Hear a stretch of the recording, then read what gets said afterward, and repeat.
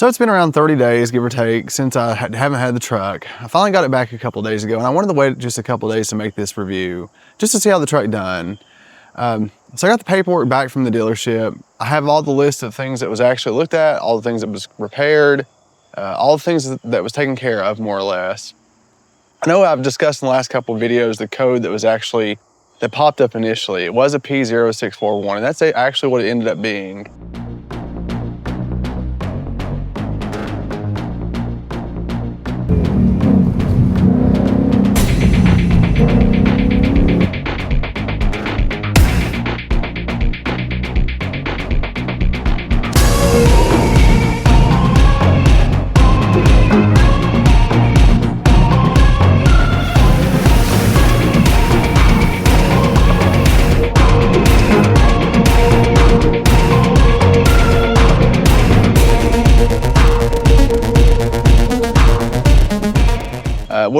We'll hop in the truck here in a second, discuss exactly what they did repair, kind of go over item by item what they looked at and how the whole thing went down. It feels good to have the truck back. I know I'd mentioned getting a buyback, but honestly, as I mentioned back then, or as I mentioned just, I guess the last video, if I wasn't able to get the buyback, I just really wanted the truck fixed. You know, and it seems to be fixed so far. Again, I put maybe 200 or 300 miles on it. Check engine light hasn't came on so far. Again, the truck only has 10,000 miles. So I do know a lot of people honestly have had trouble around 17, 20,000 miles. So we'll just have to wait and see. I have, of course I was in contact with GM about this, with the buyback. I have requested that they maybe extend the warranty. Their response as of yesterday was that more or less there has to be multiple issues fixed on the truck before they'll actually consider that. They want actually a copy of the repair order, which I will send them pictures of that, just so they can see it, just to see if there's anything that they can do in terms of the warranty or increasing the warranty. But honestly, just in terms of reliability, if I'm gonna keep the truck long-term, I do wanna actually feel like I can trust it. And right now, to be completely honest, it's hard to actually trust the reliability of it for more than say, 50, 60,000 miles down the road. This video is also gonna include a discussion of updating your Colorado. While the truck was gone, I saw on the Facebook feed or somewhere that actually there was an update that happened, I think somewhere in July, that GM pushed that out. So whenever I got the truck back, I used my hotspot, drove around with it a couple days, let the software update download, and finally yesterday I got notification as I put the truck into park that it was ready to update. So I'll actually step by step that, and I'll show you that process of how to update your truck or your Colorado. If you haven't done so already. Now I know earlier on that some people had a lot more difficulty with that process, and now it should be a little bit easier. We'll see. Now on this update, I know some people have had some failures, so I haven't tried it yet. So you'll be seeing it firsthand as I do, and I'll be fully transparent with it. So let's hop in the truck. Let's go over the repair order that the dealership gave me. Again, line by line, since it was gone, I think on August the 13th, if I remember the date that it actually got checked in. And again, I just got it back this past Thursday. And again, we'll just go through the list line by line. Here's a list of the things they actually repaired or the things that they looked at in the 30 days that it was gone. It's a couple pages long. So we'll talk about it. So the order was actually open on August the 13th of 2025. It was closed on September the 10th. The first thing that they indicated, of course, that I indicated to them was the engine light is going on and off and has a jerking sensation prior to the light coming on. It did. Scan vehicle for codes and road test the vehicle. Codes are history and nothing is current. So as you all saw in the first video, when I dropped the vehicle off, there was a check engine light. I would assume that probably whenever they started it the next morning, it probably done what it was doing with me and it went away. But again, the codes were history, and there was quite a few codes because I did pull it with my cheap OBD reader, and it wasn't just one time that it happened, it was multiple times. So there was no repair made at this time. There was no follow-up with that. They done a multi-point inspection. Engine concern, customer states coolant smell when warm from coolant reservoir area. Inspected vehicle after road test and found no coolant leaks. Which I already told them that. There was no coolant leaks. Or at least I should say there was no missing coolant. So they indicated that wasn't a problem. And the next statement was, hold on one second, flipping the page. Normal characteristic of the vehicle. So if y'all have watched the Facebook post or anything on that nature, if you've watched any other YouTube videos, you notice that the Colorados, or you've heard that the Colorados actually have an issue with the O-ring at the radiator, to the hose there, that a lot of times it's the deck cool that's eating the O-ring. So I might later on get another O-ring. I'll just keep an eye on the coolant levels, keep an eye on the smell, see if it gets worse, and we'll go from there. I won't take it back to the dealership for that issue because, again, most dealerships around where I live, I guess they're going to indicate that that's just a normal characteristic of the vehicle. Anyways, so there was a rattle from the steering wheel at the highway speeds. They did find a bulletin, and the bulletin was 24-NA-235. Per bulletin, the cause of the condition may be a loose fit of the turn signal trim mounting bracket fitting loosely. So this is rather common. I've seen this posted all over Facebook. A lot of Google searches will bring this up. They secured the midpoint of the turn signal mounting bracket by following the procedure outlined below. Again, they didn't really outline that below. I guess it was on their paperwork. So right here, I'll show you. One second. I'll just flip you around. So this right here was actually, it was loose from whenever I first got it, and this would actually shake and shimmy, and this turn signal was loose. It's not now. They did secure that. I haven't heard any rattle since. We'll have to take it off-roading and see if it does continue to rattle. It may, and again, I don't expect it to be perfect, again, because it is a truck. It's not going to be perfect. A lot of times there is going to be rattles, and that's okay. But this was rather annoying, and I think that there might be an underlying issue more than what they've fixed so far. We'll just keep an eye on it. Body and trim concern. Customer reports driver's side fender does not line up with driver door. Looks like driver door is higher than fender and rear door. So they fixed it. They did fix that.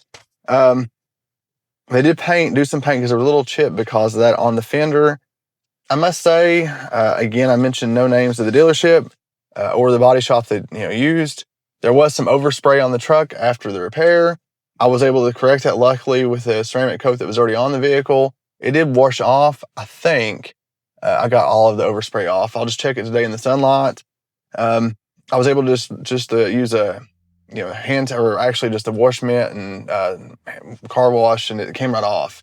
Now, if you didn't have ceramic coat on a vehicle, it's a lot more difficult. You'd actually have to use a clay bar, and I've done that before with an occurrence with spray paint, overspray from spray paint, I should say, where somebody was spray painting near a vehicle I had. So, body and trim concern, customer reports paint defect passenger side front door. There is one, and it was there whenever I first got the truck, and I should have had it addressed back then, but I didn't. Again, busy schedule, all those excuses, I guess. But they said they couldn't prove that it was there whenever I first bought the truck, so they wouldn't repair it. So I'll just have to keep an eye on that. If I have to use touch-up paint later on, I will. Right now, I don't. It looks like there's a bubble. I'll see if it gets worse. If it does, I'll have it repaired myself later on. So then it went a while. Of course, the truck sat for a good amount of time. I know after the repair, it sat for about a week at the dealership. They, as you know in the last video, or on the reel, they actually called me and told me the truck was ready for pickup, and it wasn't. They hadn't looked at the check engine light again. But they called me back later that afternoon, and they agreed to have another tech look at it. So they did. That next day, they had another tech look at it, and they scanned for codes and found P0641 current, multiple circuit codes for camshaft actuator control as well. Performed bulletin search, found 24-NA-197. Performed harness inspection per bulletin, found chafed wires in section F9 and G9. Performed wire repair and cleared codes and road test only okay at this time. So they did repair it. They repaired the chafed wires. So I looked at this myself whenever I had the P0641, and I noticed that the 2.7s in the Silverado had this issue quite often in the earlier Silverados. This is a 2024 Colorado, and it apparently had some chafed wires.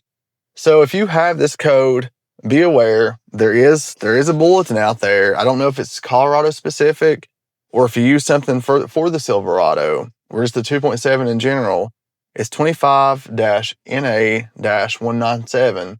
And I'll put that bulletin at the very bottom of the description of this video, so you'll have that. And the chafed wires, this is in section F9 and G9. I don't know where F9 and G9 are at. They didn't indicate where at in the engine bay that is, but I was told that one of the wires, when I picked up the truck, that one of the wires was rubbing up against some metal, which caused the chafed wire. So that was all the order. It was fixed, or that's where we're ending it at, or that's where they ended it at. So we'll just keep an eye on the truck, see if there's any other issues. I hope there isn't. I hope that it actually continues to do well, because I do want to keep the truck. And I'm going to discuss here shortly some other modifications that are upcoming. Actually, as you know, I have this mod right here, the gang switch panel. So I do have some new things coming up for it here soon. And that actually includes some fog lights, and we'll discuss that here shortly. And actually some new ditch lights, which there'll be another new video on that. I'm going to replace the night lights that I have with some new ones that will be much brighter and actually more specific to off-roading, or to the things that we would need for off-road. So let's go ahead and try to make the software update. The truck's off right now. I'm going to go ahead and start it up. This is the first start of the morning. So let's get it started, and I'll put it probably into drive, and then I'll put it back in the park, and it should just automatically say it's ready to update. And I must say, since they repaired that chafed wire, for some odd reason, it used to kick a little bit when you put it in reverse. It doesn't do that now. I don't know if it has anything to do with the chafed wire or not. It just seems a little bit smoother. But anyways, let's go and get the truck started up.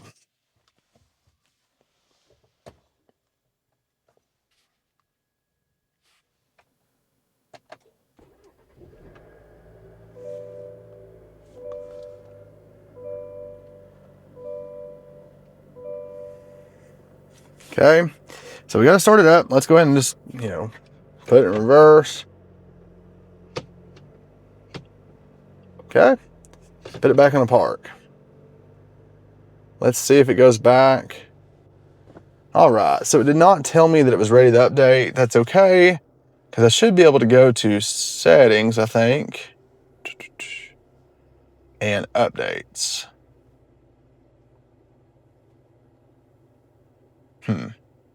Well, it says it's not able to complete the software update. Let me try to turn on my Wi-Fi to it. See if that's the issue, because again, it popped up the message yesterday. Okay, the Wi-Fi is on to the truck. Try it again. Maybe you have to. Let's just reverse for a second.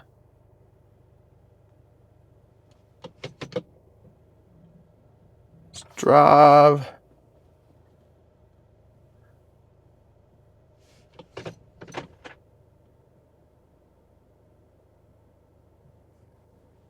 Now.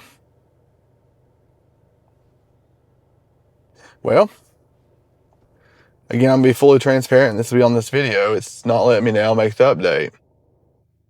So, I don't know if that's something that you actually have to just drive the vehicle for a good amount of time and let it make the decision that it's ready to update. But again, just the other day, it was actually telling me it was ready to update. Or just yesterday. Let's see if we can figure it out here. Well,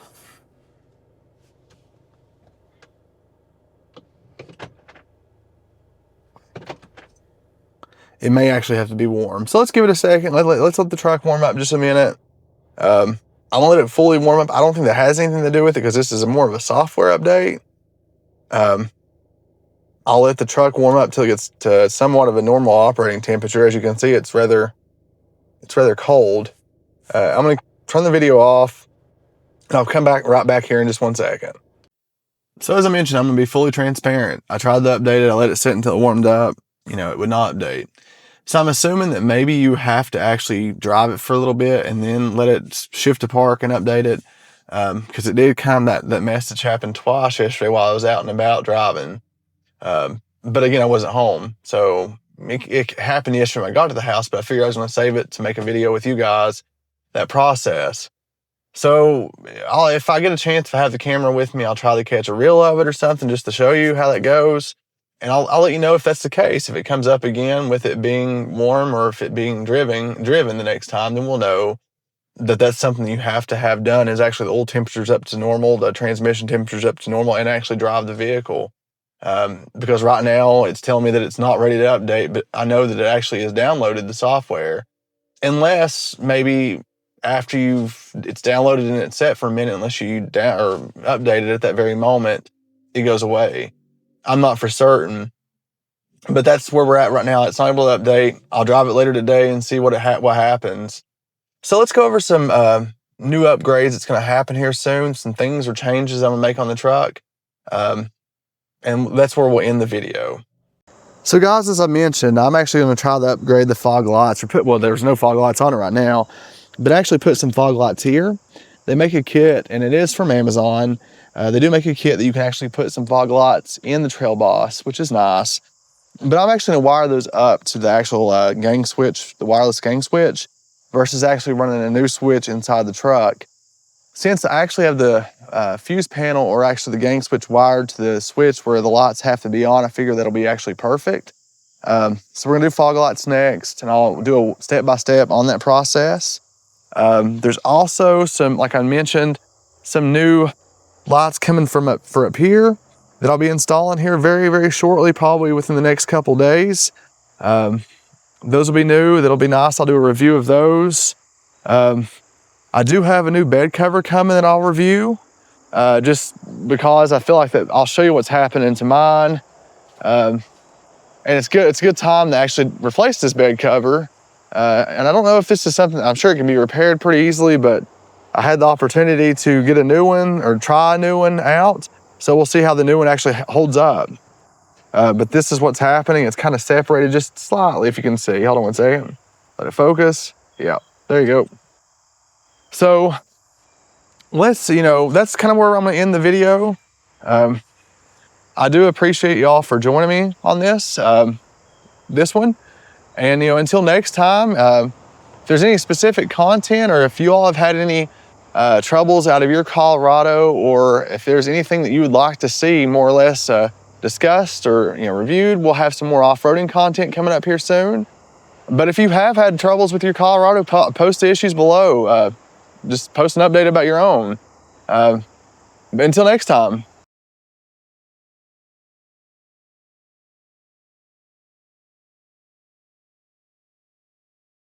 So I want to do a little bit of an unboxing of these. Again, I'm going to be using these as ditch lights up on top of the hood. If you had a bracket, you could...